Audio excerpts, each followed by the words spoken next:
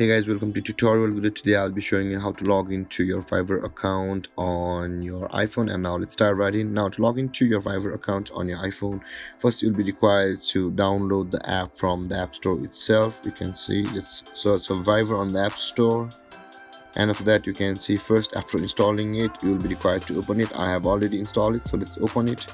And after opening your Viver, the interface will be similar to this. After entering your number, you can see my phone has already entered my number over here because of the reinstallation. With that being said, enter your number over here like this and tap on continue and tap on this and tap on OK. You can see this tap on with at the moment you enter your number, your old Viver account will be initiated on your iPhone, and tap on OK. With that being said, guys, this is how you log into your Viver account on your iPhone. And if you have any confusions or questions regarding the topic, feel free to comment in the comment section below, and don't forget to like, subscribe and hit that bell icon for more videos. Thank you for watching, guys. Peace.